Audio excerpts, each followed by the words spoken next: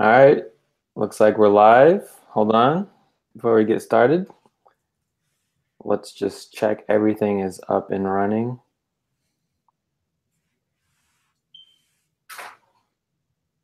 Yeah, it shows that we are good and we are live. Good and live. Awesome. Everything is up and running. We already got some people in the chat. What's up, Alex? What's up, RS gang? How you guys doing? Well, welcome to the stream. Well, actually, we'll give it like a minute or two. Give it a second or two so people can hop in. Yeah, just give it some time before people start getting into the stream. But yeah, for the people who are here right now, today we're gonna be interviewing my man Karam from Texas. Well, he'll introduce himself, but long story short, he's a real estate investor, business owner, and a YouTuber. So everyone, this is Karam. Introduce yourself. Let the people know who you are. What's going on, guys? I know that Ty calls you the Thai speakers. Am I right? You call them the Thai speakers. Hope all of you are doing good. I appreciate Ty bringing me on his channel right now. It's actually something great. I've been following with him, connecting with him, and seeing how his channel growth has been. It's been amazing. I myself am in Dallas, Texas. I'm a real estate investor. And what I do is I buy properties, I sell properties, and also entering now land development. So where I buy land and then I develop it into properties, into houses that future people like you would be purchasing and living in. And also working on opening up an ice cream business over here in Arlington, Texas. So that's one of the things that I'm working on right now.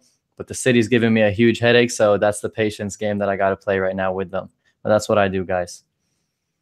Awesome. So how old are you? I'm 21 years old. 21 years old, and you're already investing in real estate. Real estate is, it's been something I've always liked. It's crazy because at the age of 12, I bought electronics and I was just flipping anything I can basically grab my hands on. 15, I entered cars. And at the age of 17, I didn't like the car business because you have to have a second person to take the car, to sell, to buy, to fix. So I said, what is something else that I can get into? And always in the back of my head was real estate. But at 16, 17 years old, you can't sign contracts. You can't really do those big boy stuff, right? So as soon as I turned 18, I hopped into real estate, and ever since then I've been in it. And I love it. I love it because it gives you the creativity and actually bringing it to the real life, you know, creativity on remodeling and rebuilding homes. Right. So for all the young investors out there looking to invest in real estate or invest in anything, what's some advice you have for beginners? Because I know a lot of people believe that, you know, you got to be a little older, you got to have some experience to start investing, and especially start investing in something like real estate, which is like owning and selling property. So what's some advice you could give to the younger crowd out there for beginner investing? So from advice from my personal self, as I began into real estate investing, there's been so many people who ask me, Karam, I want to get into real estate investing. But the issue is they don't know exactly what aspect of real estate investing they want to get in.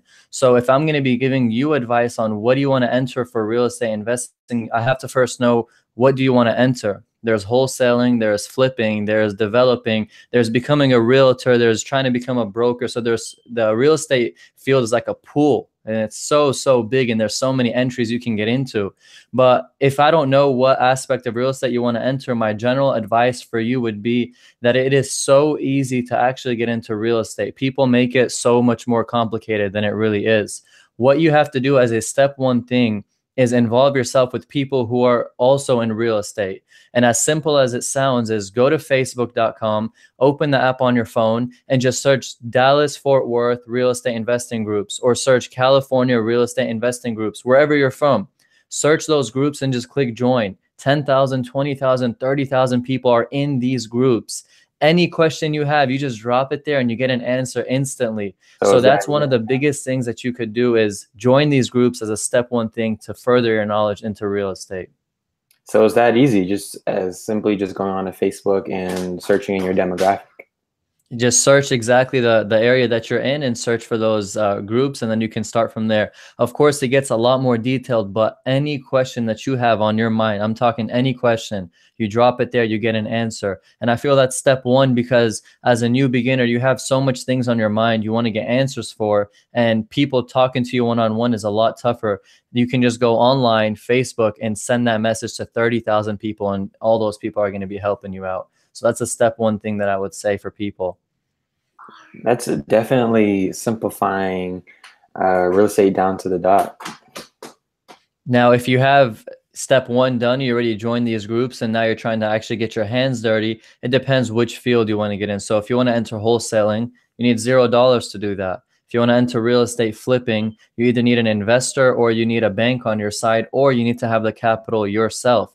If you want to become a realtor, you need to have $300 in your pocket, and you go take the course, 180-hour course, and you can finish that. If you do around, I believe, 8 hours a day, you can finish that in 3 weeks. Or if you take your time, you can finish it in 3 months. You get your realtor license, you get sponsored under a company, Century 21, for example, and then you start working as a realtor. So there's so much ways to enter real estate, but it depends which way do you really want to enter.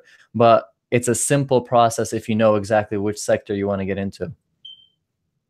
That's amazing. And I mean, for me anyways, I figured that the best place to start for me, because you're about a year older than me, I'll be 21 in September, but I figured the best place for me to start was wholesaling, because I've heard that from a bunch of people, you know, professionals or people who are just starting out as well, or people who have been in the game for a few years, that wholesaling is the best place to start. And me and my brother have been in the wholesaling game for about like year, 2 years. But the thing with us is we haven't, you know, made it a consistent thing, because like we've spoken before, we've had other ambitions. So in terms of your real estate business, where did you start? And what are you investing in right now? Okay, so I'm going to answer those, Ty, real quick too, but I see right here, someone said, is flipping as easy as it looks on TV? And to answer that question, they make it look easy and they make it look fun, but realistically, at the same time, it actually is that easy and it is that fun. Now, there might be some people saying, wait, what are you talking about? No, it's not, but it really is fun and it is easy. But the beginning process is the hardest process. Okay, so when you start into real estate flipping and rehabbing these properties, it is hell. People are not going to show up. People are going to steal your money. Contractors are going to do half the job and dip out. So it is so hard in the beginning. But when it becomes easy is when you got your team locked in, you have everybody from A to Z, and then you actually start going property after property, and you know exactly who to call, from the electrician to the plumber to the foundation people to the floors to the painters. All of that is in your contacts list. So after the first, let's say 2 to 4 houses, you kind of nail down that contractor who you want to start dealing with. That's when it becomes easy and fun. Now, when I go to my properties, I literally walk in, I use my design creativity on these houses. I look at this, I say, this needs to be cut out, this needs to be redesigned, this needs to be painted, and I just go from there. Sometimes I don't even have to show up to the property for a week because the contractor is doing what he has to do. We built that relationship. So it's not as easy as they show it as TV, but it becomes that easy as time starts to progress. Now for Ty, you asked me basically, what am I investing in right now? Right. So one thing that I'm scared for is the market, Ty. As you could see, that the market's been 10 years to 11 years roughly just pumping up. It's been very bullish and stocks are flying, real estate's flying, and so forth. And that scares me as a real estate investor. I don't know if I hop in a house, if it's going to crash on me the next morning. But the thing is that I'm doing right now is I'm investing in properties that I buy below market value. So for example, you have a house for $100,000. I'm going to make a purchase on that for around $70,000, $75,000. I make it at 70 cents on the dollar is the goal, of course. If you can get it 70 cents on the dollar and the market kind of tips down, you still have some room to work with because you already bought it a lot cheaper. Does that make sense? Yes, it does. And to touch upon what you were saying, I was actually talking to a friend who's getting into wholesaling, and we were talking about, you know, how the people in his area are starting to put a ton of properties on the market, you know, and he was saying how people are trying to get rid of their properties more and more. And I was like, oh, so you know what that means? And right. And Dude, he that's was, what that is what scares me. Continue on what you were saying. oh, and I was just gonna say like that just goes along to what you were saying about how the market's been on an upward spiral, and you know eventually it's gonna hit its peak. So That's the biggest fear, Ty, is I have a real estate investor that I personally know, and he listed his house for $249,000 in his area. His area is extremely hot. I mean, these houses are going so quick. As soon as they list, the next day is under contract. But recently, he listed a house there. He sold it, and before he even listed it on the market, he sold it, okay? Because an investor drove by, they saw the sign that it said coming soon, and he sold that house. But then he had another house down that house, and he listed that one for $249,000. Now that house has been on the market for around 2.5 weeks, which is surprising because the area is so hot. And the other house, he sold it very fast. It's on the market 2.5 weeks. Another house got listed. Another house got listed, and now there's 5 houses listed in that same exact neighborhood. Now the issue with that is you start talking supply and demand. You have more supply, you have less demand, and that is what the fear comes into your system. That's whenever you start getting scared. You're like, what's going to happen? You got 5 houses, same neighborhood, none are selling. And when buyers have too much options, that's whenever you don't make your sales.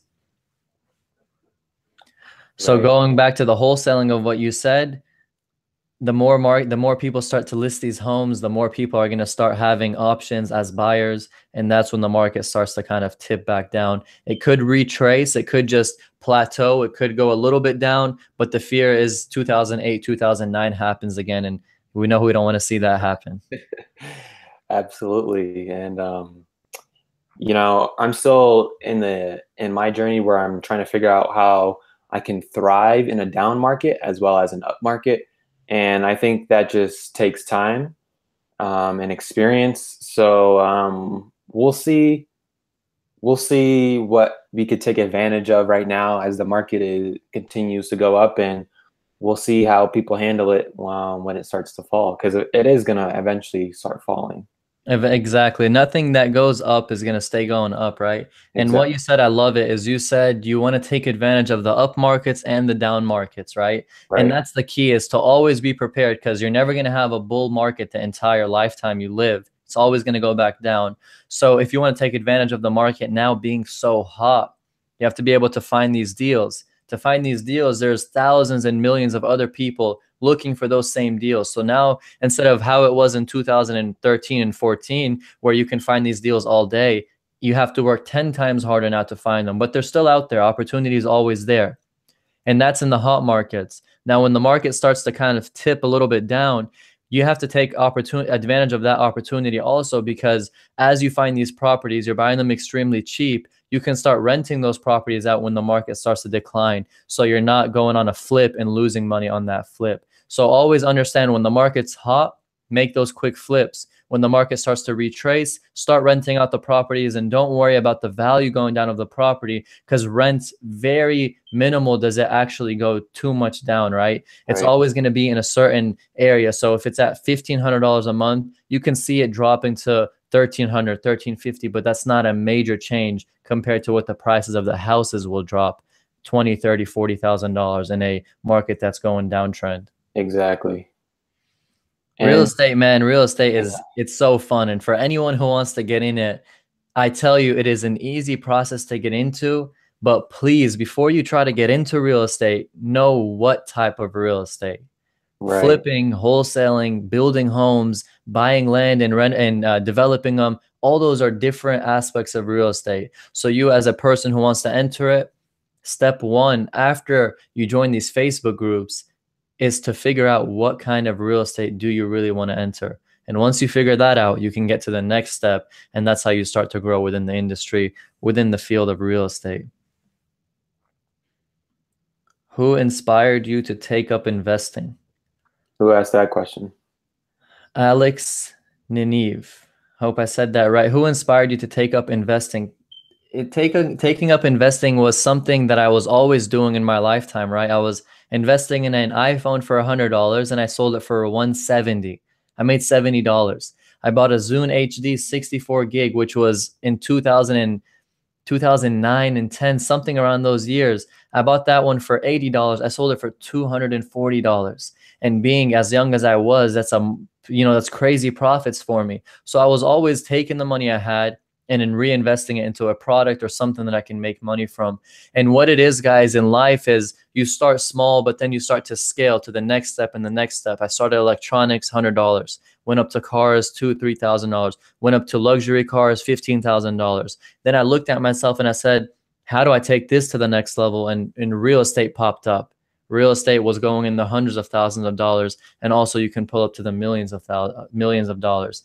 So what inspired me was seeing the potential of making more money from such little money.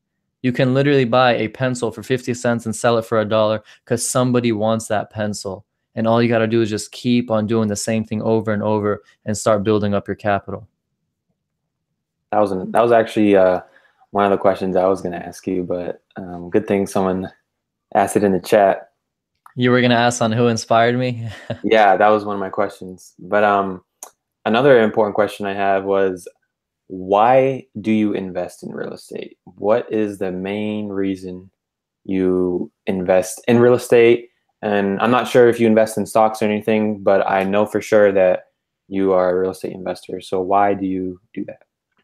Nice question. So I invest in real estate. I also invest in cryptos, and I also invest in stocks. Like you said, cryptos and stocks are very minimal. Crypto is extremely risky. So I take a certain amount of money, put them into that I can afford to lose. Stocks is also not too much, but it's more safe, but stock market's been up very high. So also I'm expecting that to fall soon. Why I invest in real estate is because as the market has become so hot in the area, it's the quickest way to make some nice and fast money. The second reason why I invest in real estate is because I love to use the creativity I have to the properties I buy. And I always picture in my head, someone's going to live in this house. So I always try to work at it to make that house as nice as I possibly could. I literally remodel houses as ways I would like to live in them because that's the top notch house that I would like to live in. There was a kitchen, and that kitchen was wall to wall.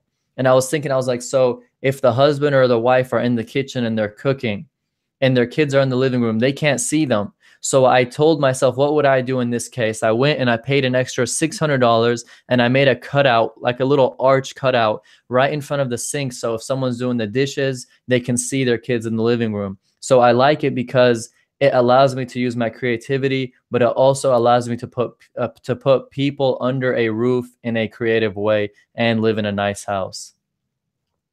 That's awesome how you took some creativity and thought about what it would be like if you lived there. And for you, Ty, if you wanted to buy a house from me, I'd make sure I have a basketball hoop in there.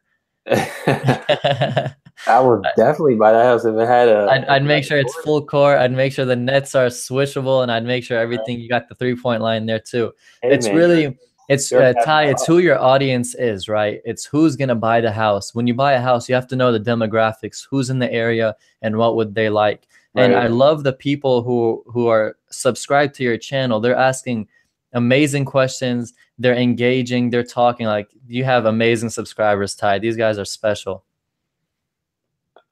Yeah, thank you for that. They are awesome, and we continue to grow every day. And I appreciate everyone who continues to stick around for the community. And real quick, anyone who doesn't already know, Karam has a channel. He pretty much documents. We'll get more into that later in the stream, but he pretty much documents his real estate investor journey along with the business he mentioned earlier.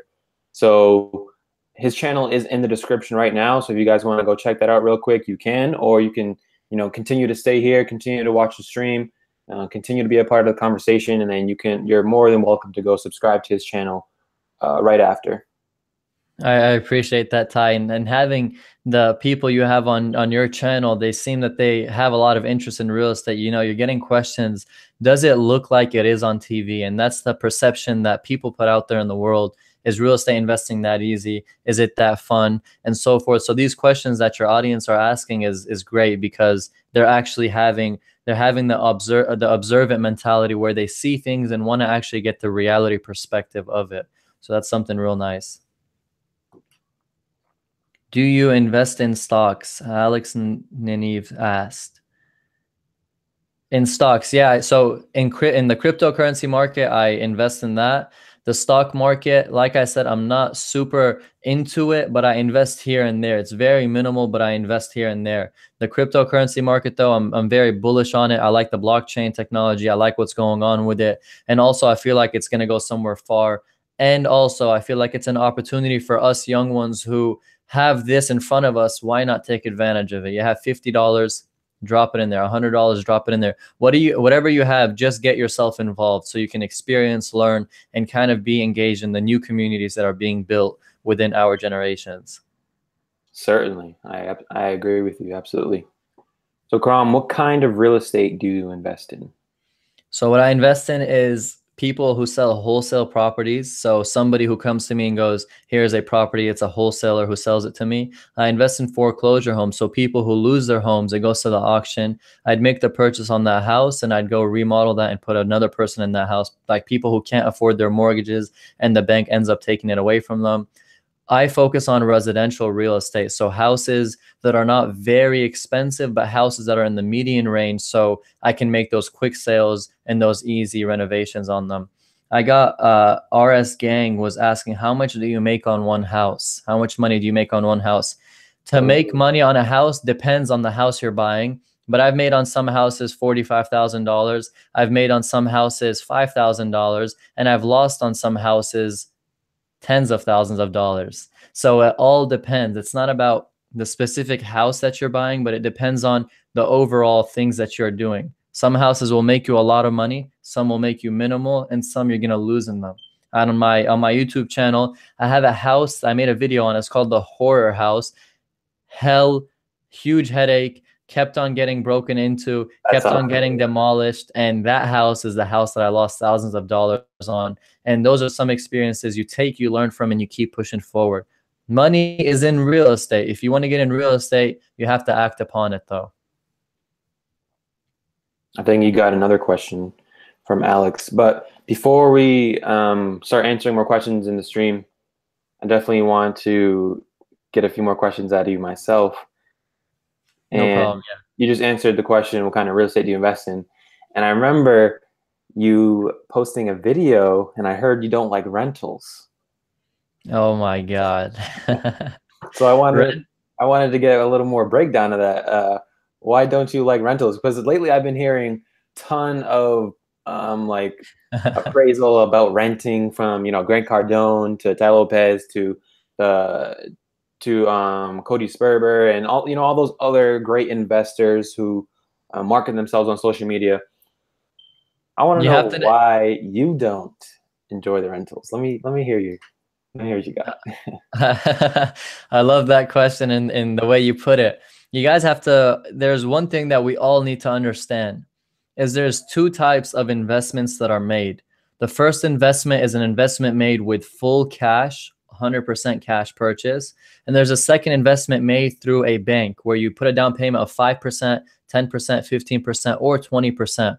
20% is usually the higher range for conventional loans, and then you can go lower from that. Two types of investments. Grant Cardone, all of his investments, every single one of them is through a bank.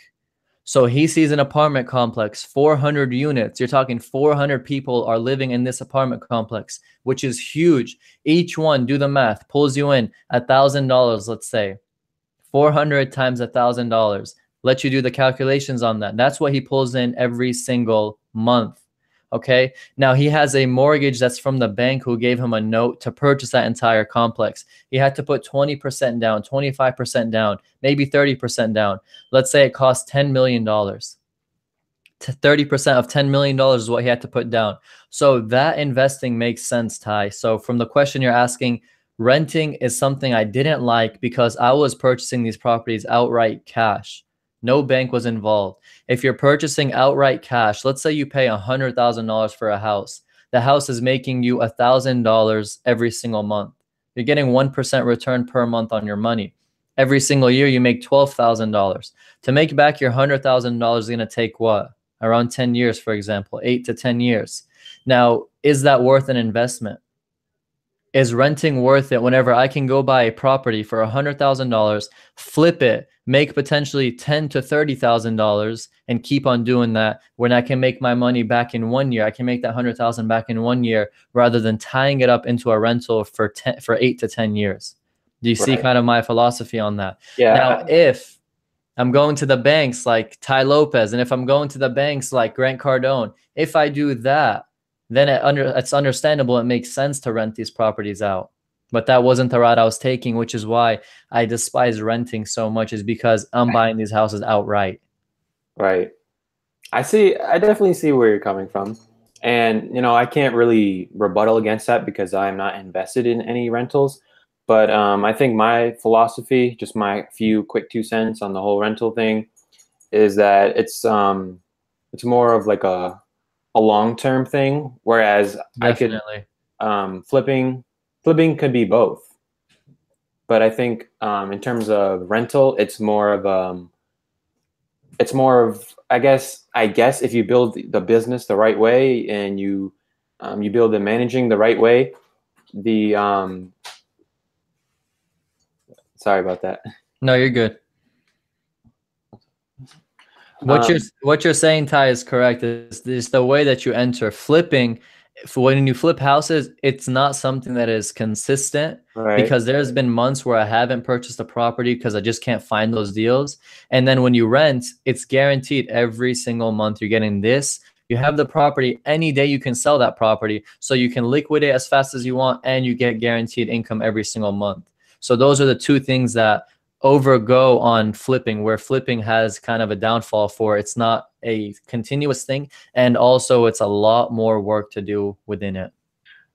right. And I get like how you're saying, it's the rentals are kind of a guaranteed monthly stream of income.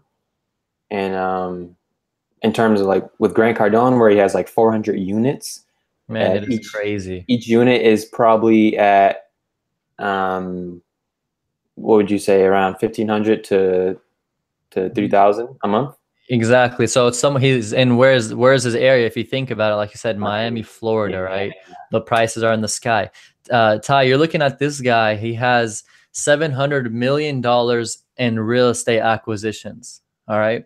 He's almost gonna surpass in his next investment fund that he's gonna do. He's almost gonna pass $1 billion in real estate acquisitions. Now, all of that money, or you could say 99% of that money, is from where? Is either from banks or is from people like you and I who invested in his funds, Right. right? How can one man get up to $1 billion in real estate acquisition all from other people's money? Super smart. Why would you use your own money when you can do that, Exactly. And right? that's what people talk about when they say like you don't even need to use your own money to make money.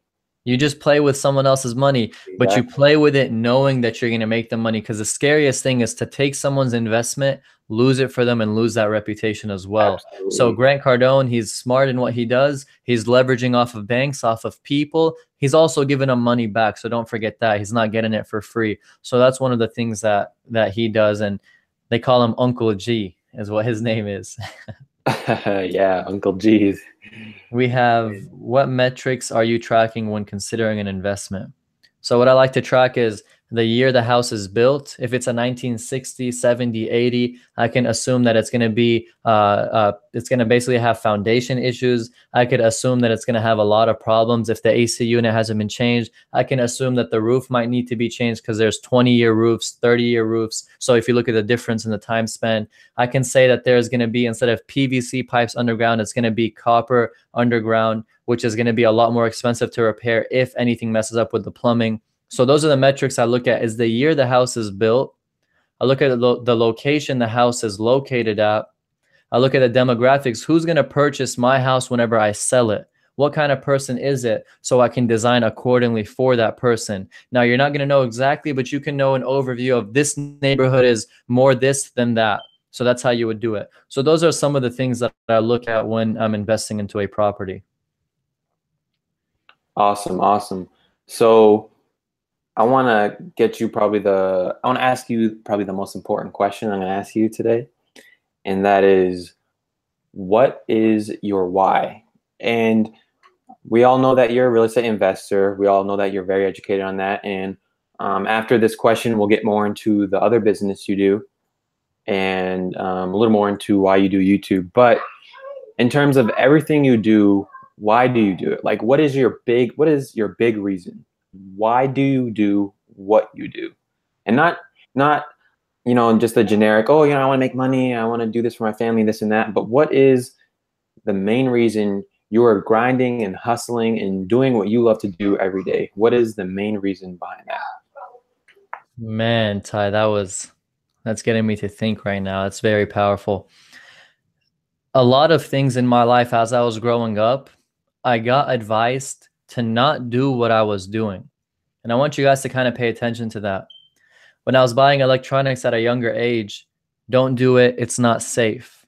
Don't go at night, it's not safe. Don't buy from this person alone, it's not safe. You shouldn't do this, you should focus on school. You shouldn't go there, you should do this. So I got advised to not ever do what I was doing. When I started buying and selling cars, I got advice from other people. This will not last. This is something you're not going to last long with. You should work on something else. You should work a job. When I got into real estate, I was told this is a huge risk. You're going to use this money. You might lose all this money. Why are you going to invest in real estate? Why? And all my life, it was the opposite of what I did. I entered college. You should become a doctor. You should become a lawyer. You should become an engineer.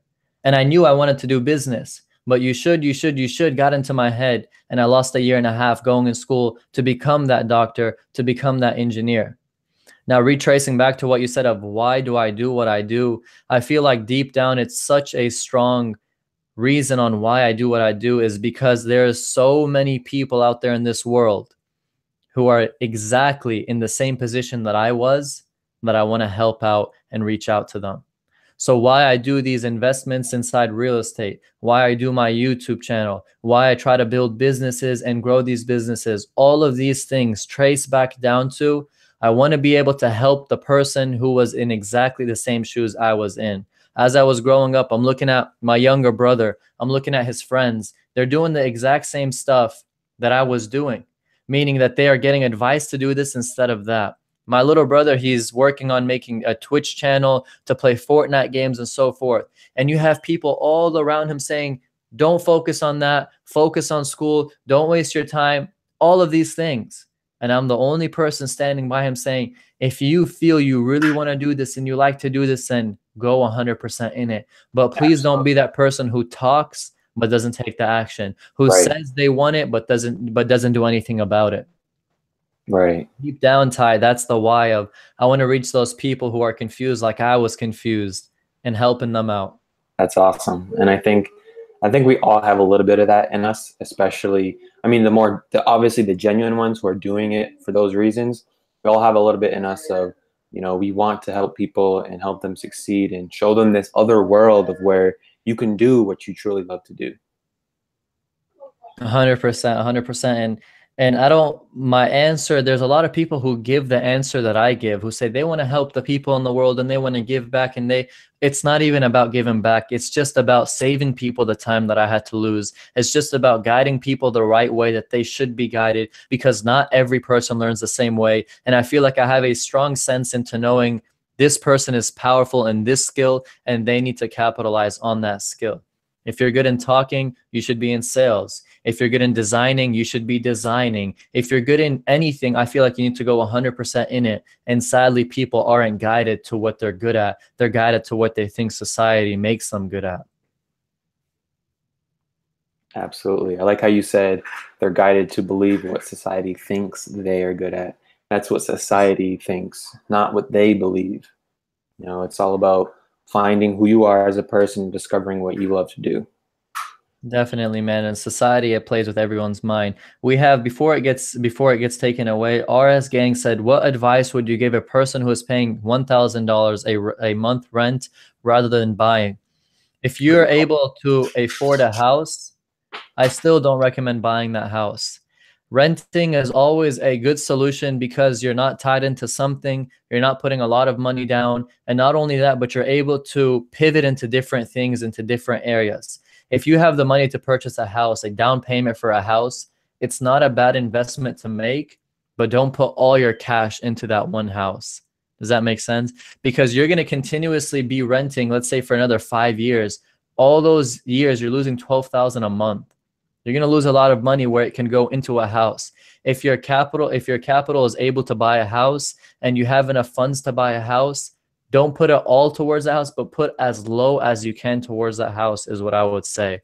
And also, you should be living with other people to pay off that mortgage that you have or to pay off that rent that you have if you don't have a family. If you do, it gets a bit tougher than that.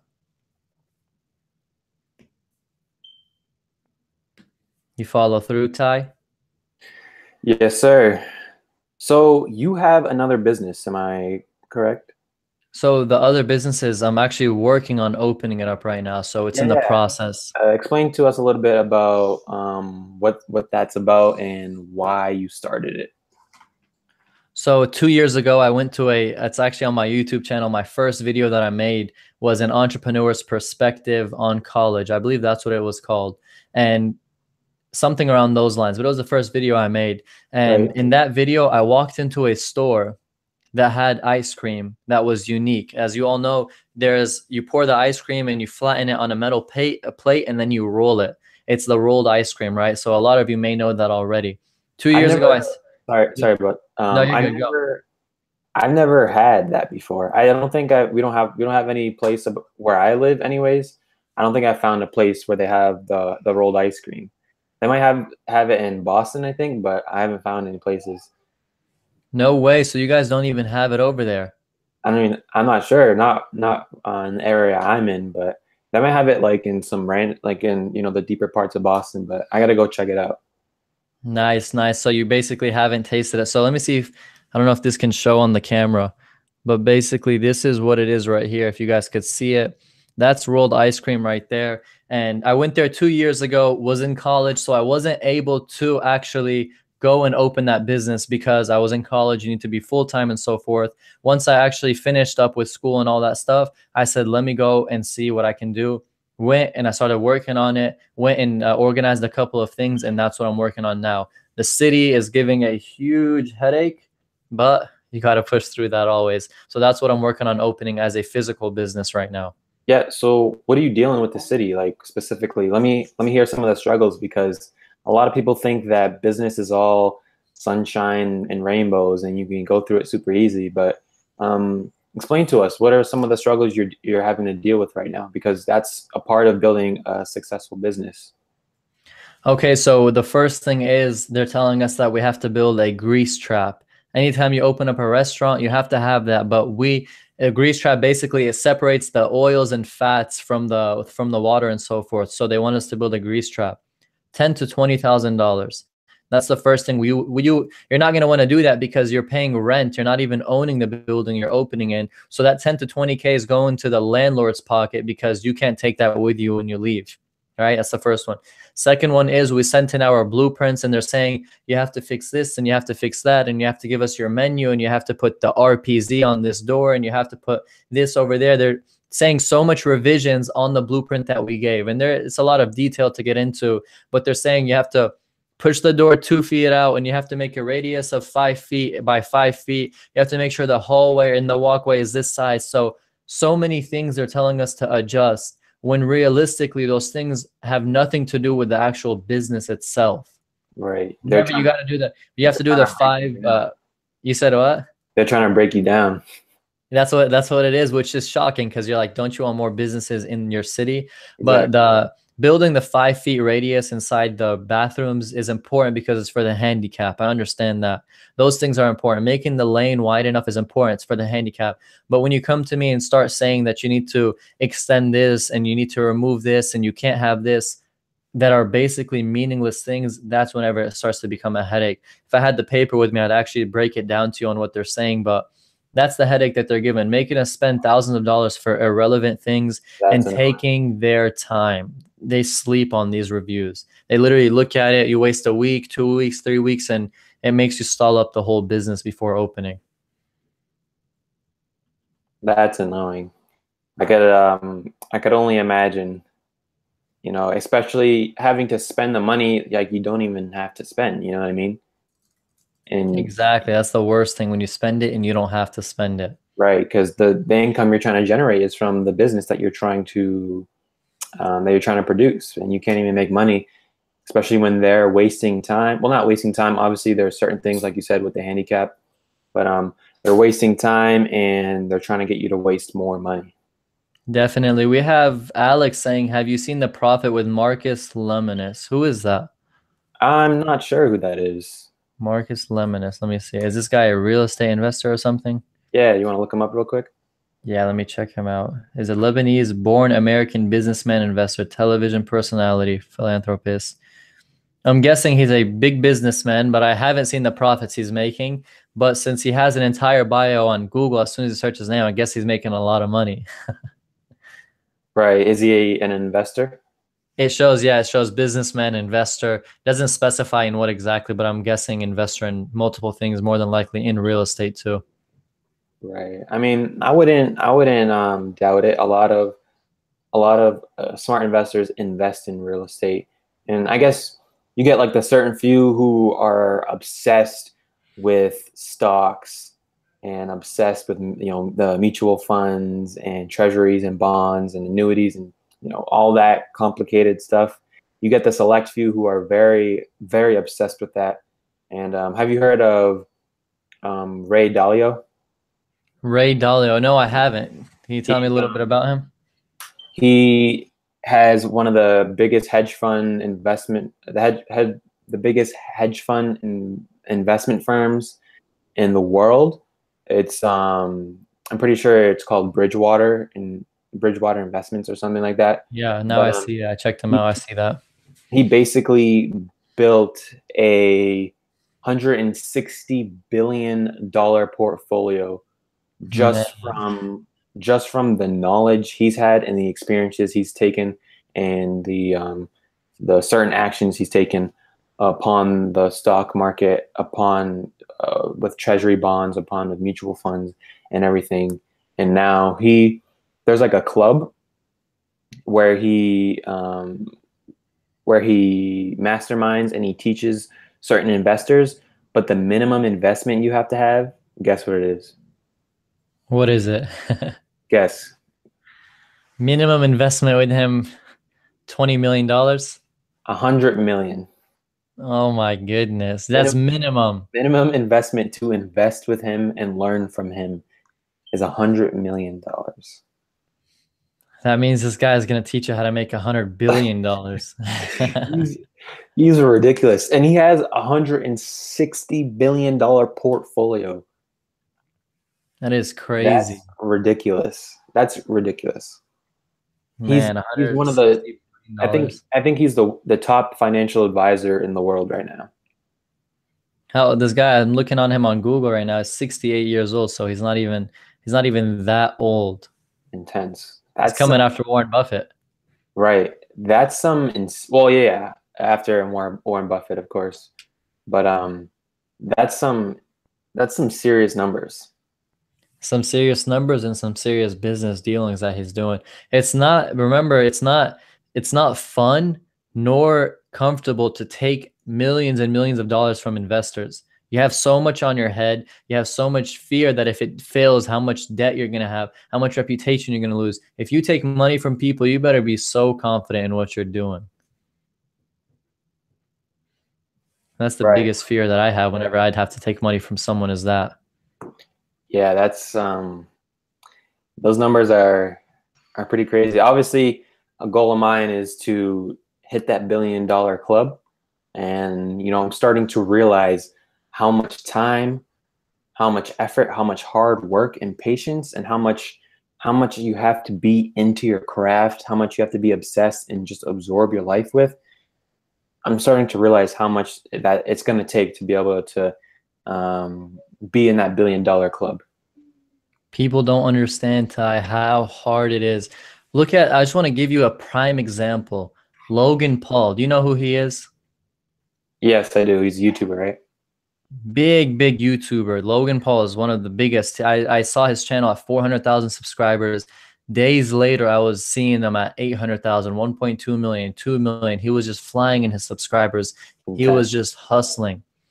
People think his life is easy, his life is fun, and there is nothing better than having his lifestyle. They do not understand how much work is put behind the scenes, how much energy and exhaustion that he's having in his life, how much mental and physical capabilities he has are going down the drain because he's putting a lot of his life on the table to make what he does happen. People don't see it's that. People think it's so easy, man. He just goes out, he just has someone following him with a camera, he doesn't have to do anything. It is very exhausting what he does. He makes a lot of money, but he puts in so much work. I love how you said you're now realizing how hard it is to make money, because it's not easy as people make it seem. It's not as fast as people make it seem. You have to put effort, time, patience. You have to be focused on it. It's a whole different game when you actually get into it rather than just seeing it. Absolutely, man. You just broke it down right there. And that's easier, much easier said than done. But when you get into the root of those things, hard work, patience, focus, and just grinding, being obsessed with your craft and loving what you do, like when you get into the root of those things, that becomes your life. And especially if you want to build financial freedom to the point where everything you've worked so hard for is just automated and you can just watch it run like a machine, that takes some serious time. And it's not 100%. just going to happen to you. Like, I don't know if you listen to Gary Vee at all, but he's always expressing hard work and patience. Those were the two first things that I learned from Gary Vee, was hard work and patience. And I over the years, I've learned what that actually means. And then eventually you can just have what you're building, you can just have that be an automated machine, whereas it's producing income for you. And at the same time, you're able to just do what you want when you want. Like, you can just literally wake up and be like, all right, I want to go here for the day, spend this time here, spend this time doing that. And then you can spend some other time doing something else while your business is just building itself. Hard work and patience, the two words that have to be so emphasized on. Patience was the hardest thing for me. I every single time I was doing something, patience is what I had to keep having in order to end up succeeding. That was the hardest factor for me in my life, is to be patient. Right. I think that's the one thing. A lot of people can put in the hard work. And again, we have to emphasize smart work as well, because you can be the hardest worker in the world, but if you're not doing it smart, it's not going to get you anywhere. And then at the end of the day, obviously smart work comes with experience, but at the end of the day, in order to get to where you want to be, you have to be patient. Definitely. People say this. People go, man, why don't you work smart and not hard? No, the real question is, why don't you work hard, and why don't you work smart, and why don't you surpass everybody who you're competing against? Right. People always want the easy route. Put all your efforts, all your energy, all your focus, one thing. You're gonna dominate. Not 2, 3, 4, 5, 6 things. One thing. Not two. One thing. That's what you need to focus on. If you can figure that one thing out and you can go 100% in it, you will win. Ty, you like basketball. If you put every single ounce of energy into basketball, every single morning, that's the only thing on your mind. Before you sleep, it's on your mind. You're in your bed and you're flicking your wrist with the ball, training. That's all you do. If you do that, you can go so far. But if you're doing this and you're doing that and you're doing that, you're dividing yourself, you're not able to focus 100%. That's right. When it's going to start to be a longer process, a harder process, and you might not win at the end. One thing, guys, it's the biggest advice I could give to all of us. Hard work and patience. Hard work and patience. Karam, you do have a YouTube channel, right? Yeah, I do. Correct. Could you tell us the name of it so people know where to find you? Definitely. So my YouTube channel is my name. It's Karam Khalil. It's Karam Khalil. What I post on there is a documentation of what I do. So when I'm going to real estate properties, whenever I do my flips, I document the steps. I document the remodels, Then also when I have certain interesting things in my life, I'll actually film those things.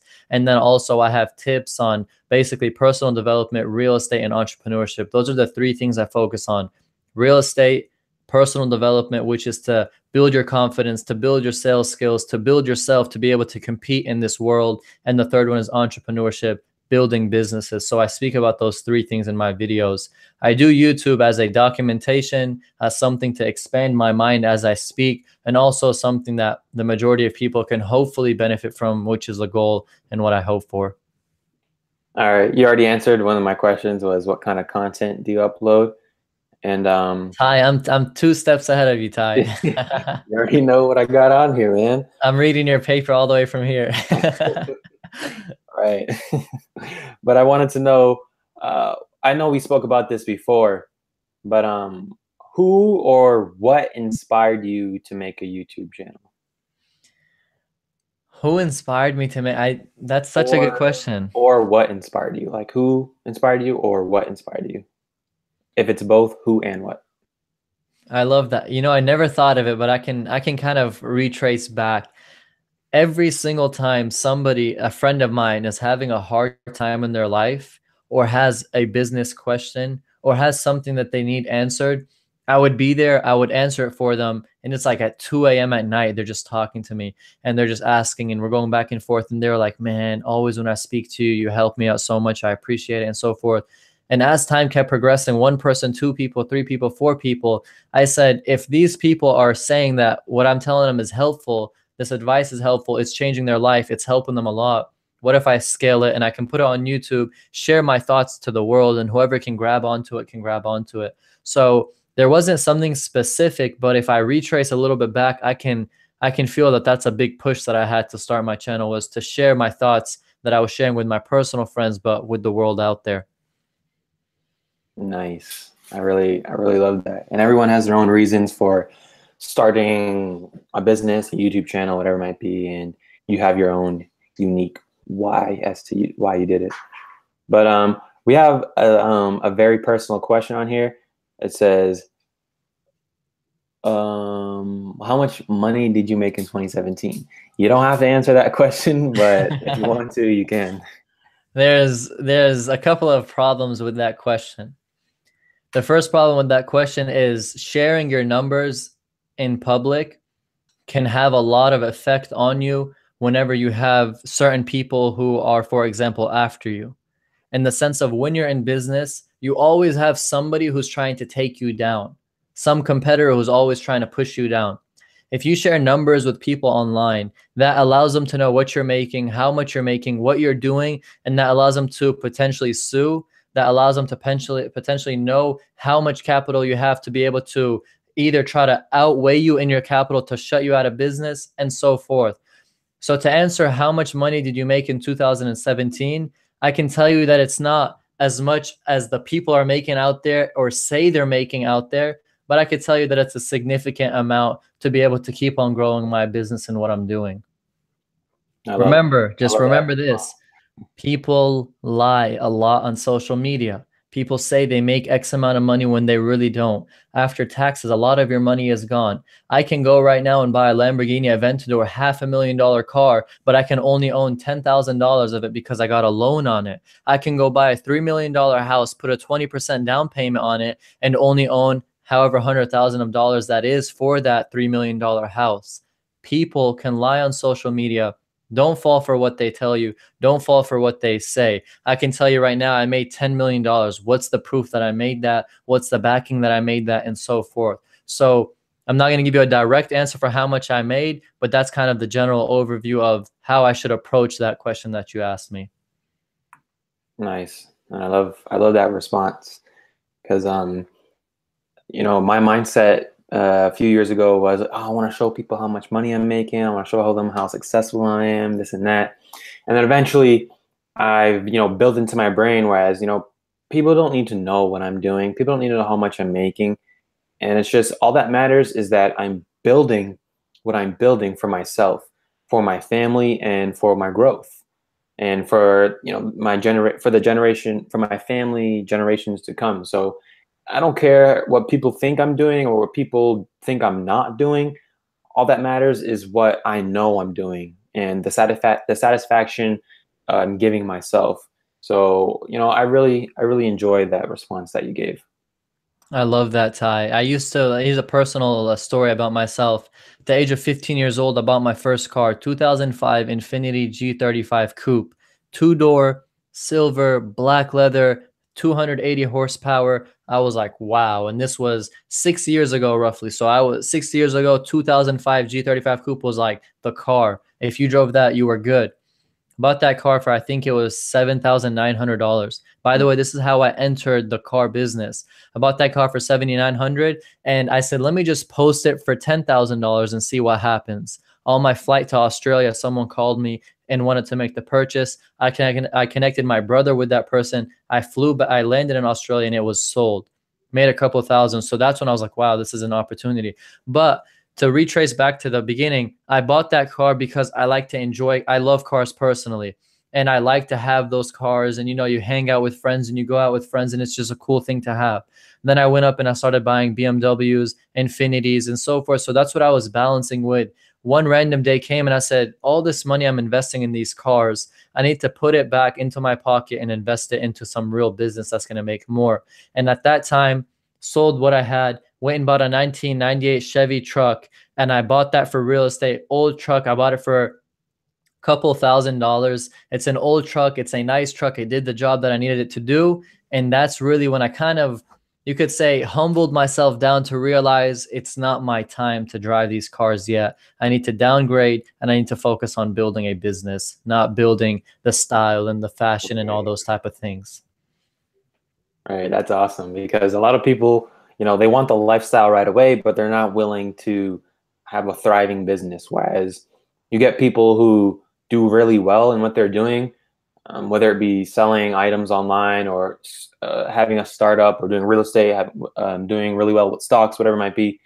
And then they just start using that money to, buy the lifestyle because they're like, oh, I got the money, I can spend it on this and that, whatever. Instead of using that money to reinvest in their business and like we were talking about earlier, make a thriving machine out of that business Wow. to whereas you can just have that work for you and you don't even have to worry about it because you have a daily, a weekly, a monthly, and a yearly stream of income and you don't have to worry about anything. See what I'm saying? A lot of people don't think that far ahead. They just think I got the money, I can do whatever I want with it, which is what I'm all about. I'm all about experiences. There's a ton of things I want to do, but I realize first I have to build for the long term. And the harder I work, the more patience I have, I'll be able to have that success earlier instead of getting quick successes, living for the lifestyle, doing this, doing that. Whereas I'm making some sacrifices now, and I can live the lifestyle for the rest of my life while building my business and while fueling my machine at the same time.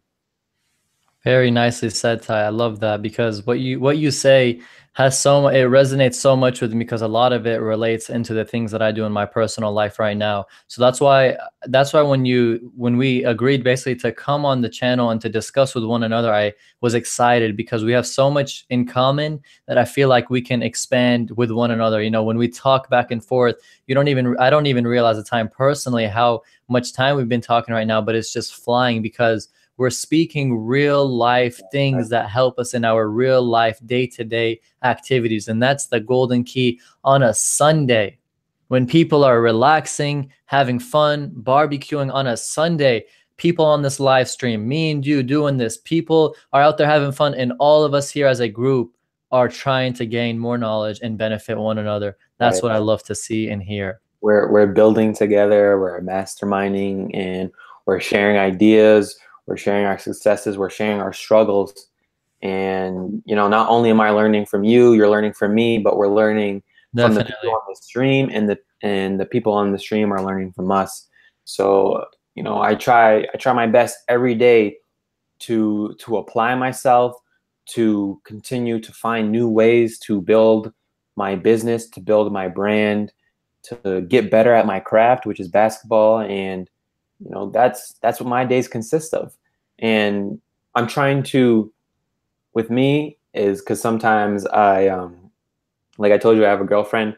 Usually when I'm with my girlfriend, that's my time with my girlfriend. You know what I mean? And I want to be able to have that balance. Whereas when I do start a family, I want to be able to have my time with my family. But I also want to be able to incorporate my business, my brand along with that. Because I don't want to have to be able to choose between one or the other. Whereas that freedom we were talking about earlier, that machine that is built, you'll be able to have family time along with business time. And when you're doing your business, you'll be able to step out and be like, oh yeah, I'm going to my son's baseball game or whatever. You know, I'm going to my daughter's play, or um, I'm going to my wife's event. She's having an event down in Texas. She's having an event down in Texas. Where you Who could just knows? basically You know what I'm pull up saying? and leave the same second because you're just able to do so. Exactly. Your machine, your business is automated to the point where you don't even need to be there for it to run. You have the right people, you have the right strategies, you have the right plan, you have more like I said, most important is you have the right people. And you know that's 100%, Ty. We have Alex asked another question. What was the greatest risk you've taken that turned out to work? And follow-up question, what significance what's a significant failure with teaching you how to make successful investments? So what successful investment did I make, and what failure helped me make better investments? And to answer that, the biggest risk that I took was to invest in my first real estate property. It was the scariest one because when you buy properties, there's so many things that can go wrong in them. For example, if you buy a property and someone lives in that property, you have to evict them. You have to take them out. They could damage the entire house. They can cut the electrical. They can mess up the plumbing and put cement down the toilet. They can do a lot of things. It's the first risk. That can cost thousands to repair. So if you don't have a big margin already, and like if you didn't buy the house too cheap, then whenever you repair those problems that person made, you're going to be in the hole already. The second one was investing into these properties. They can have issues on the title work where it could have a federal lien of $20,000 you got to pay. It can have a second mortgage you have to pay. It can have a lien from the family's hospital bill. All these things could be a problem. The biggest risk I took was investing in that first property because it was almost all the money that was in the pockets that I'd have. And not only that, but it was if I go down below a certain amount, how am I going to do these repairs? What if it's not as I'm expecting, anticipating, and so forth? That was a huge risk I took. Of course, it paid off. Literally for the entire month, every single morning, 7 a.m. to 12 a.m., every single day, I was at that property doing the cleanup work and maintaining and watching and working on every single day. Some days I would leave at 3 a.m. This was a back-to-back thing, and that property was 25 minutes from where I lived. So it was just hustle, hustle, hustle. I made sure that in my power, I'm going to do everything to make sure I make money on this property. That was the biggest risk I took that paid off because that was the opening door for real estate for me. The biggest failure I had, which taught me how to make successful investments, it's a hard one to answer because anytime I make investments, I do so much research before I get into them. I'm a safe investor, so I don't take huge risks, but also if I see a small amount of risk but a bigger return, I'll do it. So to answer that, from the top of my head, I won't be able to think of what is the biggest failure. I know that I lost thousands of dollars in stocks. I lost thousands of dollars in Forex, but I don't consider those like a huge failure because I was just being dumb, didn't do my research, and I was trying to make that quick money, right? So those are things that I've lost money in, but I'm not going to consider those as failures because I didn't even actually put the research to get into before I got into those things. So I'd probably have to think about that and get back to you guys on that one, on what failure helped me be a more successful investor. right. And I think with us, I mean, I'm not going to speak for you, but for me anyways, I think I've had so many obstacles and failures in my life. You know, it's starting to become like it's just starting to become natural. Like I'm expecting, or not, I'm not expecting, but I'm prepared for the obstacles. I'm prepared to fail. And when I do fail, I know how to bounce back from that. So I think it's like there's obviously, or if there hasn't been, there will be a significant failure that will happen in the future. Whereas you lose a few $1,000s or something happens to your business, but obviously we're not praying for that to happen, but we're prepared for that to happen. So, I mean, in terms of significant failures, we've all had a good amount of our own significant failures, and I think that just goes with the life that we've asked for. 100%, yeah. Because the life that we asked for isn't going to be easy. We've asked for this life. We've asked for a certain lifestyle. We've asked for a certain amount of income we want to make, and we've asked for these things that we've asked for. Our life is going to put the obstacles and opportunities and situations in our life that are necessary for us to grow and necessary for us to learn. And we will continue to learn and fail until we've learned from those failures. So definitely, it's a learning process, and every day we fail and every day we grow from those failures, whether they're small or they're big, and that's something that all of us need to take into account. But never forget that you have a team around you, supporters around you, me and Ty and all the people on this channel. Anything you go through, it's a simple message, it's a simple text, it's a simple email of the things you go through and how we can all help one another. So you have supporters in your life. You just have to pick the route you want to take. Whether it's the high route or the low route, you pick which one you want to take. You want the easier one, you're not going to get what you really want. You want the harder one, put in that work and you're going to receive the output from that input that you put. There's a lot of puts in that, but input to output, anything you put in comes out. Absolutely. We won't discuss that any further because that interpretation could get a little sexual, but oh, that's true. But it's also, and like when I was doing engineering school, the teacher was basically, the professor was like, everything you put in has to come out. So it was a good reference for business because I loved it. The efforts you put in are the results that's going to come out. Right. So put in the hard work, my fellow brothers and sisters, and that's how you're going to win.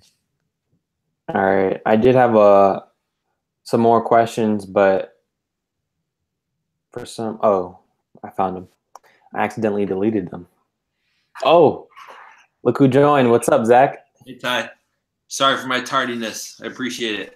No, that's fine. So, Karam, this is Zach, and Zach, this is Karam. What's going on, Zach? How you doing, brother? I was hearing a lot about you from Ty, and I was like, man, we got to get this guy to hop on. Awesome. Thank you.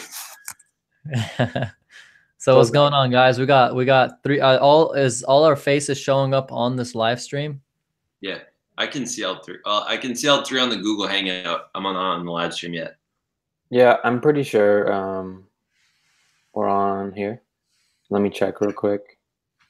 Yeah, we are actually. I see that everybody's on here. Yep, everybody's on. Zach. Basically, Zach, what we're discussing is we're discussing real estate, and then we started discussing basically your life, how all the efforts you put in are the results that's going to come out, and we were just saying that you pick the route you want to take in your life. Yeah, absolutely. Yeah, we decided to start out with real estate because we said to ourselves that, so we have a little about us in real estate is just we read Rich Dad Poor Dad a couple years ago. Saved up money, lived with my parents and her parents for a pretty solid amount of time so that we could buy our own house.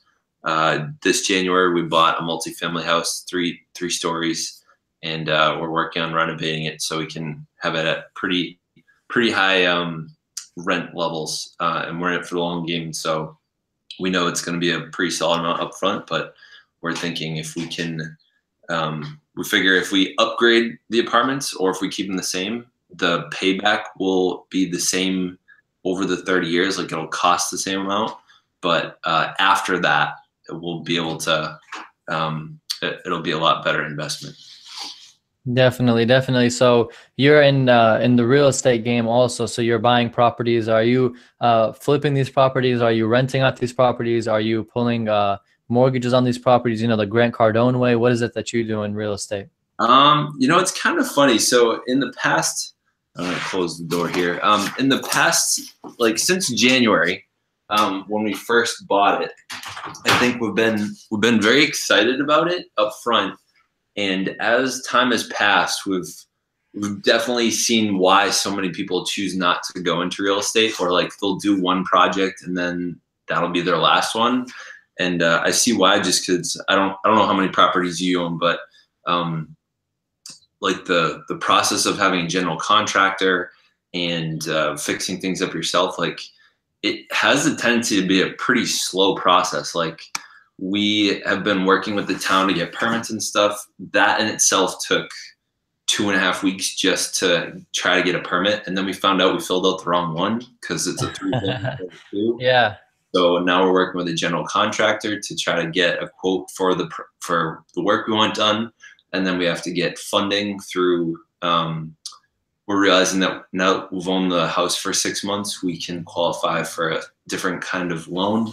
And now that we have that, that'll take a process, and we might not even be able to start work for another couple weeks, maybe if not like a month or two. So it's a slow process, and it gets kind of annoying and tedious, and you want to do stuff on your own, but you don't always feel qualified for it. So I think our main strategy right now is buy and hold. And I don't know how much we're going to want to do of it after this process, but I think once we start seeing checks come in the mail, we'll get really excited about it. But I think real estate for the sake of real estate is not necessarily something I love, but real estate as a terms to an end, to not have to work actively for an income every day. That's what we're looking at. I hear you. So it's a love-hate relationship, because you want to do it so it can take care of you down the line. But as of right now, it's not something you're too hot about. And that's one of the things I was telling on the live stream is they were saying, does real estate look like it is on TV, like the personality TV shows? So I was telling them that real estate is very fun, and this is my personal opinion, and real estate is very easy after you run through multiple properties. You get your contractor on your contact list, you get your plumber, your electrician, your foundation team. Once you build the team, it really becomes that fun and that easy. But like you were saying right now, the beginning process is hell, back and forth, there and back, and it's just something that's not fun. And if you can push through that, I strongly believe from my experience that you're going to end up liking it a lot more. I'm glad to hear it. I think from what I've heard from other people, that sounds accurate. Definitely. So in this process of you going to the city and back, I'm doing that also with a business. I'm trying to open an ice cream business, and it's the same process. I turned in the paperwork. 2 weeks later, they came back with 4 pages of revisions, which is not only just revisions, but it's thousands of dollars to add on. And that's the same thing I'm going with in the business aspect. So it's hell, but you got to do it, man. If you want to get into business, you got to go through these headaches. But once you nail the process, it's just fun after that. It's just repetitive, and just keep doing it over and over. Yeah. All right. Well, I'm really glad you said that, because I think we've been in a little bit of a pit of inspiration in terms of real estate. And it's glad to hear someone that's been through it and has gone through that process, rather than, because I feel like everyone you talk to that isn't a real estate developer or isn't a real estate investor, everyone is saying like, oh yeah, like that's too hard, etc. It's really easy to get bogged down in that. Oh, 100%, man. My advice to you is so simple, and don't stop for nothing. Because I promise you, once you finish it once and twice and 3 times, it becomes so easy. You're looking at yourself in the mirror like, what the heck was I thinking? Why do you think businesses that open 1 location, a 2nd location, a 3rd, after the 3rd, they're just rolling new businesses every other day, because they know exact process and steps for it. All you have to do is build your contacts on your phone, and it's just 1 button away. This guy needs to come out. This guy needs to give a bid. This guy got to do this. And it's just fun from there, man. So just keep pushing through.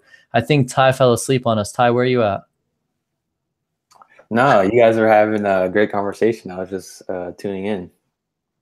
One thing is, I feel like right now that I feel like we've been on the live for about 1 hour and 15 minutes, if I'm not mistaken. I really want to do a live stream with all 3 of us once again, but in a whole different aspect, so we can keep this content rolling. We can ask more questions within real estate in depth, and we don't want to drag on too long on this video. What do you guys think? Yeah, that sounds like a good idea to me. And I want to pick his brains a little bit more also, but I don't want to go on a 4-hour live stream. No. Yeah, that makes sense. We'll work our way up to there when we get some more people in here. We can just, all break it down together. But yeah, definitely we'll set up some time to. I got my nephew here. Noah, come say hi. Hi. Is your nephew a hustler? Hi. Hi. Hey, he's gonna be a hustler when he gets older for sure. Are you a hustler? He said, But yeah, we'll set up some time to get both of you guys on the live stream. Zach, I want to keep you on for a little longer if you don't mind. Yeah. All right, awesome. And Karam, I know, like how you said, we'll get on other live stream and we can break it down some more. We'll get some awesome conversation to go along. And you know, I think maybe we could go on Zach's channel, because he live streams mostly every day, and his about those 2, 3, 4 hour things. I think my record so far is like 3.5 hours when we went on with no way, Zach. Yeah. But recently, so I don't know if he told you this, Karam, but recently I have a video that went sort of viral. It just hit 62,000 views. That's amazing. I think it's at like 68. I saw it today. Oh, really? Yeah. Well, I have a gay pride flag in my classroom. I think it went viral. I think because of the because it's Gay Pride Month. Really quick funny story is I was talking to some people. We're at the Boston Pride Parade, and on the train coming home, I was talking to these two strangers that were sitting next to me, and I was like, "Yeah, one of my videos went viral." And the girl next to me, she's like, "I think I saw that." It's like, "Oh no, you look familiar." I was like, "Holy crap, that's never happened before." But yeah, I've gotten a ton of new subscribers. I think it was 1,600 on the ThinkShare. And I've been having about 17, 18 people on the past couple nights, like on average. What is, so ThinkShare, man, thing is I'm on a time crunch, but I want to talk to you guys a lot more. I have probably around 5 more minutes if that's okay, because I got to get running. But we're going to definitely all connect once again and get into more detail. But if you could just real quick, what is ThinkShare? Because I have my brand is ThinkU, so I feel like it's real close. ThinkShare, it came from, I wrote a book in 2016, 100 Ideas Over Coffee, 104 things that I learned after middle school, high school, and college that I wish I learned in those institutions. And I started marketing it through YouTube videos, like sort of, because it's 104 ideas, I just started talking about the ideas on YouTube. I fell in love with making YouTube videos and the process of it. And then last year, that was on my like old channel, and then I decided I wanted to rebrand it, start from scratch. And so I called it the ThinkShare, because it's really all those things as a teacher that I want to talk to with my students that doesn't belong in math class. So it's just what I've been thinking about, sharing about, talking about, listening to, reading about that doesn't belong in math class. That's sort of my tagline at the beginning of each video. And the past year, it used to be like 3-4 minute videos. And as I started doing some live streaming, actually I started live streaming because I was running out of time, because we started getting busier and busier. I started live streaming because there was no editing involved. And then I realized how much more fun I had live streaming. So the past like 3 or 4 months, most of what I've been putting out there is live streams. So yeah, it's a channel mostly geared for students / my teenagers, and the main demographic that watches it is actually males about our age, the millennial age, just talking about life. Very nice. So I see that's where it's coming from. Ty was telling me about your channel and basically what you do. So I was really interested and that's a great explanation on how you do it. That's amazing. So you're a math teacher. You know, believe it or not, I love math like a lot. It's like a nerdy thing, but I love math because anytime a math question comes, it feels so fun to break it down and actually get to the solution. Yeah. When it comes to like real world numbers and so forth. Right. I was going to say, unless I'm making money, I hate math. Yeah. I love to make the counting the numbers and counting the money at the end, of course. Yeah. All right. Well, Karam and Ty, let's maybe we aim for sometime this week. Maybe we do a live stream for a couple hours during the week. We'll communicate. Karam, how do you usually communicate? So communicate, I can like between me and you and Ty, we can do personal phone number. We can do, that's probably the best way is phone number. Is that the question? I'll create a group chat with us because we all have iPhones. So. As long as you have an iPhone, because if you have an Android, I can't associate. Okay. Those green bubbles, I can't live with those green bubbles. Yeah, let's set up something so this week we'll do a live stream. Maybe in the. Are you East Coast? I'm Central. I'm in Dallas, Texas, so I'm Central. So I'll be an hour Yeah, early. he's an hour earlier than us. Where do Yeah. you stay at? We're both in Massachusetts. Oh, you guys are low. Like you can tell him what's up in 10 minutes. Yeah, when he's at school, we're about 15 minutes away. When he's at home, we're like 45 minutes away. That's so cool. Nice. So you guys have it down, and we'll just open a group chat and we'll connect from there, and I can adjust my times, no problem. Absolutely. So for the 4 people watching, which Armani and Alex, I know you guys come to my channel quite a bit. Happy Lux. I've seen you recently too on I Am a Creator.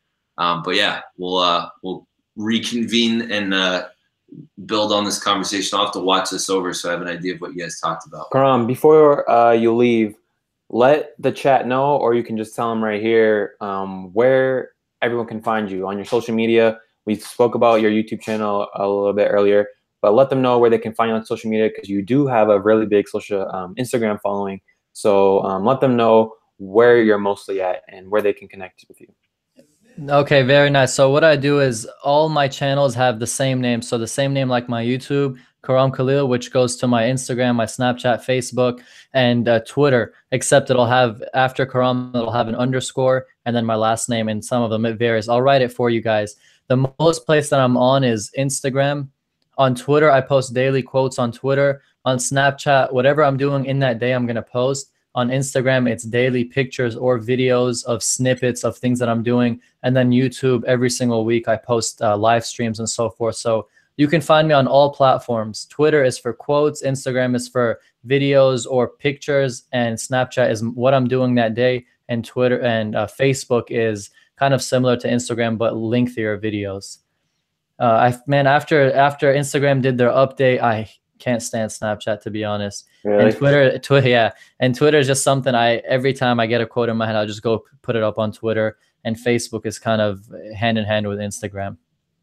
So that's where you guys can find me. And also my YouTube, I'm starting to do every Tuesday and Thursday at 6:30 p.m. Central, a live stream. It's only dedicated to real estate. So I'm starting with a lot of real estate investors, bringing them to my channel, and we're going to be discussing in depth of real estate.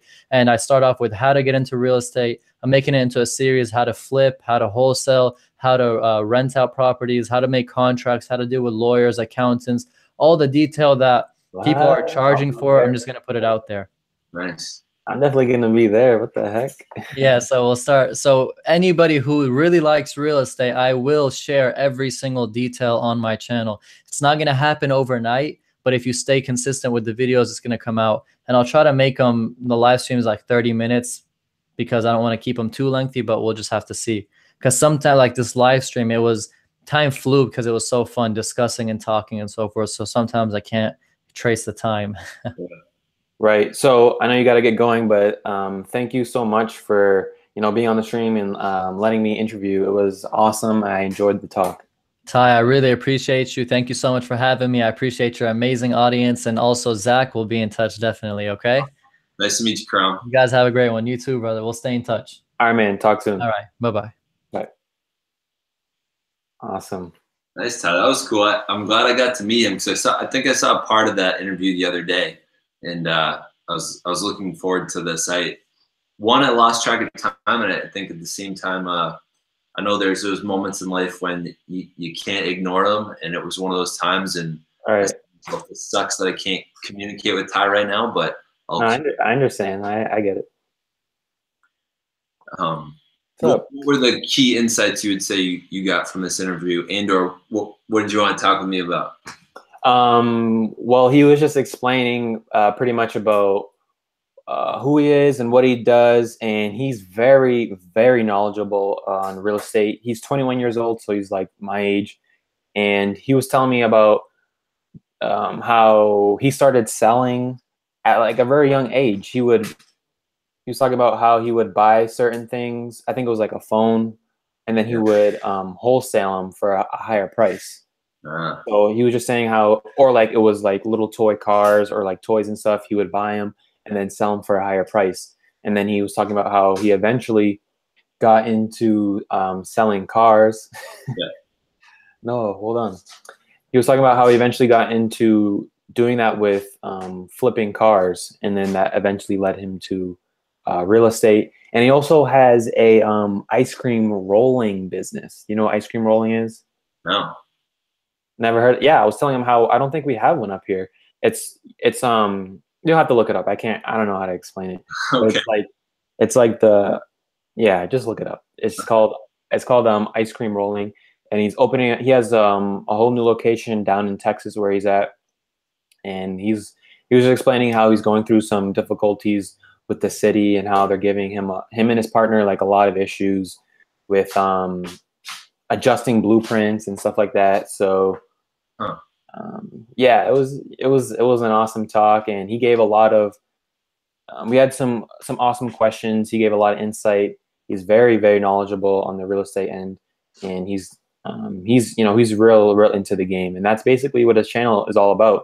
Yeah. And something that we spoke about last time was about how he shows the process and like the dirty work of being a real estate investor, because it's not all pretty, sunshine and rainbow. He had a video of him doing a rehab, going through a rehab. He had a video of him investing in like it was a bad investment he made, and he made a video about that. So it was pretty cool. And I was telling him how, not a lot of real estate channels out there like that. It's just about giving information, Right. and they don't show the process of what it takes, excuse me, to be a real estate investor. That's great. Yeah, I remember I went to Fortune Builders, and I remember them talking about the difference between TV math and real math. And TV math is like, it cost $500,000 to buy the house, and then it cost $40,000 for the renovations. So they made a net profit of $460,000. Like, I remember seeing that and it's like, that is so simplified. And they're like, yeah, that's TV math. That's not how it really works. So it sounds like he breaks that down as well. Yeah, absolutely.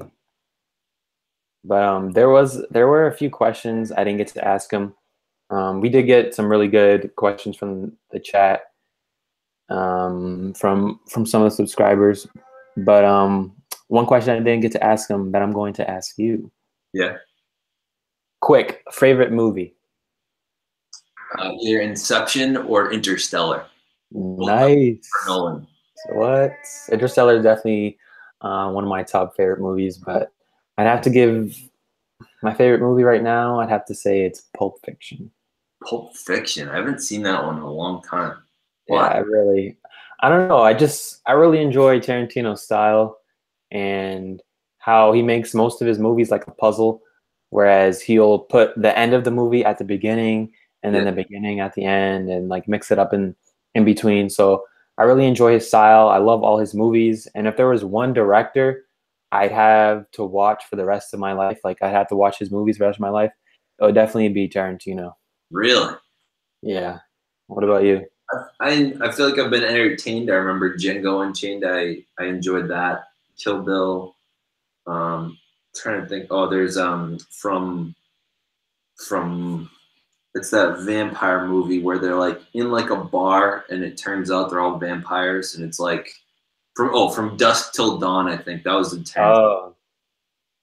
I remember enjoying those, but I think Fight Club is up there in the top two. Fight Club is an awesome movie. I think I love a good psychological thriller. I love something that twists your mind. You're like, damn, did not. Yeah, you're like, this really make you think, but doesn't make you think so much that by the end of it, you're like, I don't even know if I understand it. Like, I like something that by the end, I have a pretty good idea of the understanding, or I can get to the understanding, versus like, there's one that you still, like Inception, you're kind of not sure at the end, like what just happened. Interstellar is right on the edge there. I'm still not quite sure if I can wrap my head around some things, but I feel like I'm there. They leave you with like a cliffhanger, sort of. For Nolan all the way though. The Batman series, unreal. Yeah, I think my brother said the same thing, Christopher Nolan. Yeah.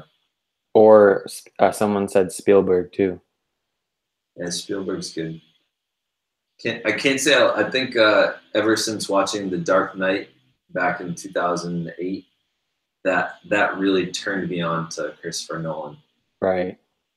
All great directors. Or M. Night Shyamalan. Oh yeah, back to Sixth Sense. Yeah. Village was probably The Village was probably my favorite. You ever seen that? No, I haven't. I heard it wasn't good, so I didn't want to check it out, but I keep seeing it and I'm like, yeah, I think I might have to check this out. Yeah, I won't give it away, but it was better than The Happening.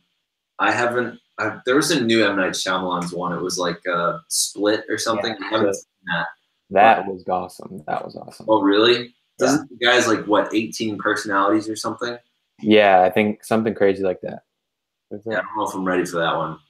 Thank you. But yeah, I highly recommend. If you liked Sixth Sense, if you liked Signs, I would recommend The Village. Dang, I'm actually gonna watch it tonight. I'm gonna have to check it out. Okay. But I've been meaning to talk to you. You know, your channel's been blowing up in the past month? Yeah. Few weeks. More intensely in the past couple days, but yeah, in the past month, I think I found some new actions to take, and they've been really paying dividends. That's awesome. So what have you been doing? So I gotta know the secret. I think, and I've talked with you a little bit. I've been battling between my ego and my integrity of like how I want the channel to be and how I want to grow. I think everyone has this sort of romantic idea of how YouTube works or how any social media following is I think the romantic idea of it is, you know, you post really great pictures and really great videos and nice thumbnails, and people come to you, and over time, your content, people just start falling in love with you, and then they tell their friends about it, and then they fall in love with you, and then you have this following. And I think for that romantic way of doing it to happen, I'll bet that would take 10 to 15 years. Right. If you are so if you have so much like promise and integrity with having a following that way, I think it's very possible to grow frustrated. And one of the things that I decided, was it back in like February or March, I called you and we talked about, you and I talked about like, we should help each other out. And we realized networking is a much more efficient way to build the following. Find like-minded people, do stuff with them. Because I think along with that romantic feel for growth is we don't want to have our only following be creators themselves. I think at the end, it's sort of like network marketing. To have an effective network marketing business, you have to have not only other marketers, but you got to have customers, just customers that may or may not share it, but they're there to be customers.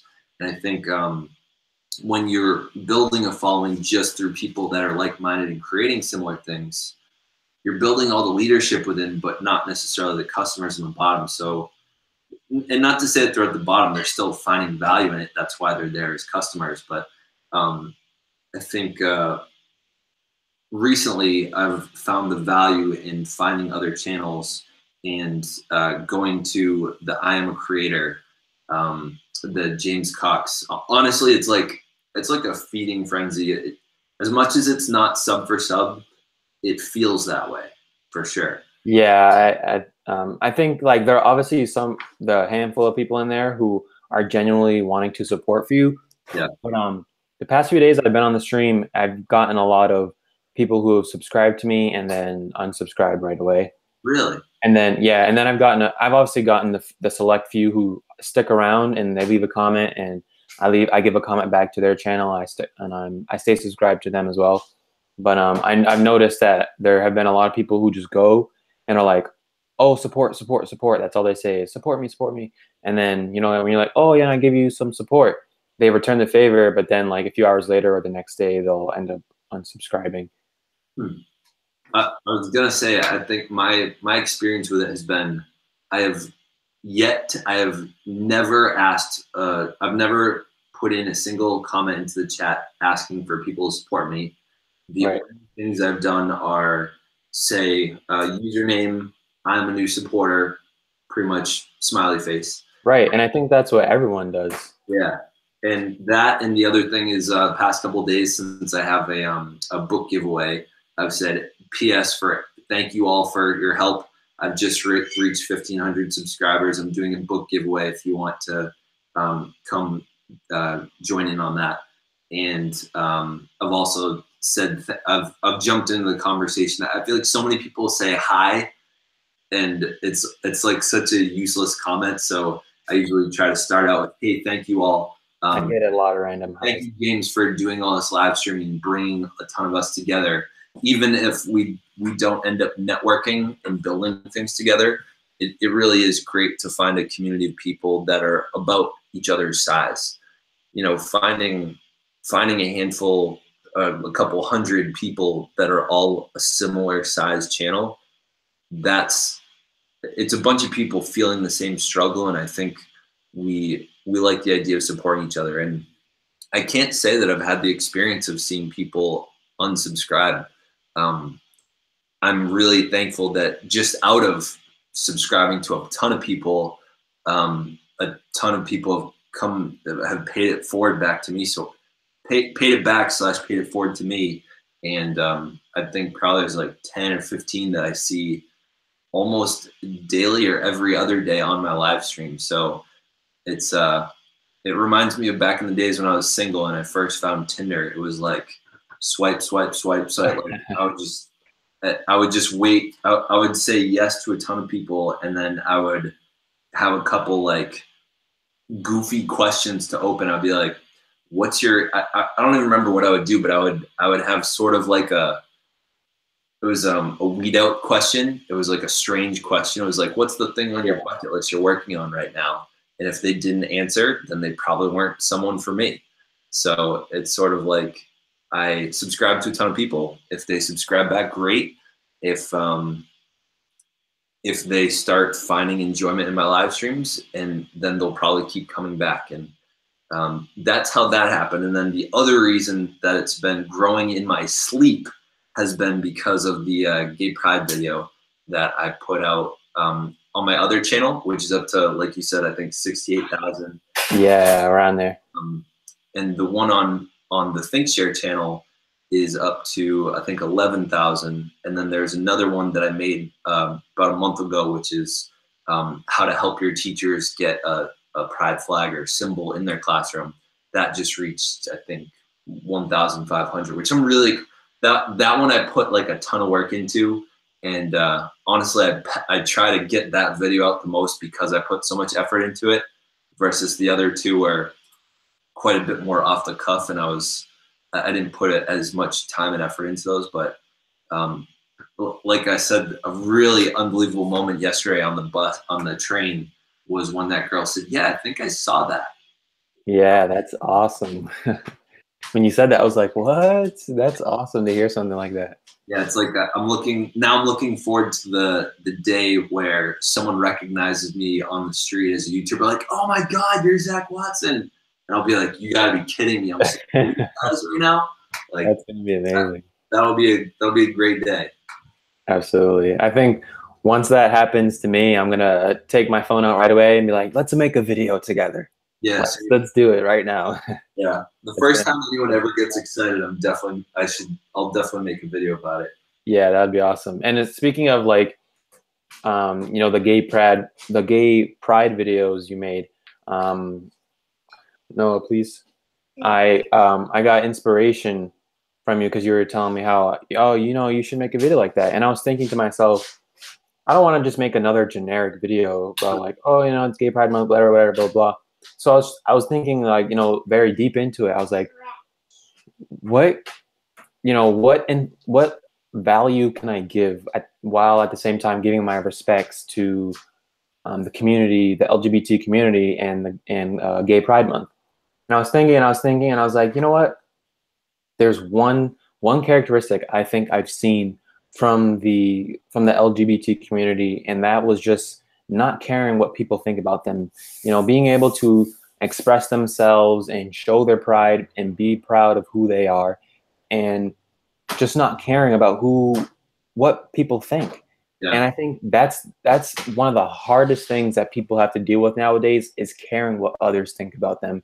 And I think the one thing I can genuinely say that I have saw from the community is that they don't care about that. They have, I mean, obviously not all not everyone in the community has, you know, has the courage or the bravery to be able to do that yet. You know, they're still building. But I think with such a powerful community like that, with, you know, with all the support and all the people that are involved, I think it just gives them more power and more strength to be able to express themselves and be proud of who they are. So that's what I expressed in my video, was like, I have the utmost respect for the LGBT community and how they just, you know, they don't care what anybody thinks. They're going to be who they are to the fullest. Yeah. And I would say the only thing I would add on top, I think the value that you can bring to that community by making a video is just sharing that you're an ally. Because I think one of the things we talked about on last night's live stream was I felt like an imposter during that parade, as, you know, I'm straight and I was wearing the flag as a cape. And at some point I realized that it actually didn't matter that I was straight, because they were, whatever it is that I was, they were, the entire crowd was accepting me for it. And it didn't matter what I was wearing, because I think there was a lot of unconditional love happening as we were walking through the streets for 2.5 miles. And I think it reminds me of, actually, you might have met this guy. I don't know if you know who Eric Magra is, but I met him through Vima, and I met him through. Sounds familiar. Yeah, he hit like he had a BMW at some point.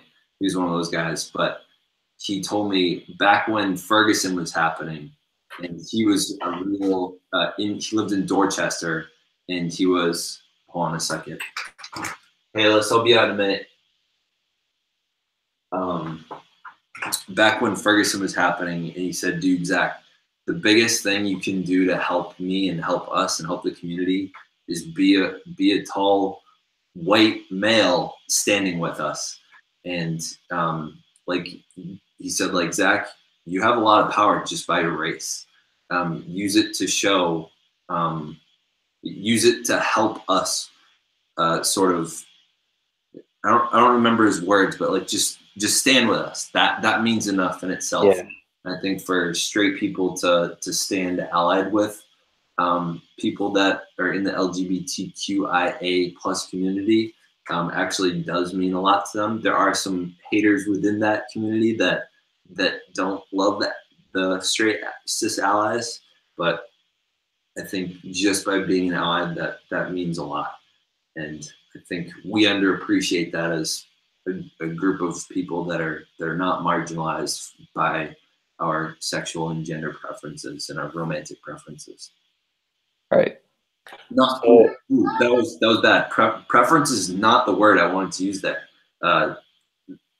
Like who we are. I really apologize to anyone that just heard it that way. I totally apologize. Not preferences. Who we are. But Ty, I gotta go. My wonderful wife just made me dinner, and okay, have some food. So I'll talk with you in a chat, and we'll yeah, I'll get you in a group chat with Karam, and then we'll set that up. Awesome. Thank you so much for having me. Thank you for allowing me to come on late and having this one-on-one after he left. Yeah, absolutely. I appreciate you just taking a little bit of time, even if it was towards the end, but I really appreciate it. Thank you. All right, I'll see you later, man. All right, man. Talk soon. Bye, Ty. Bye.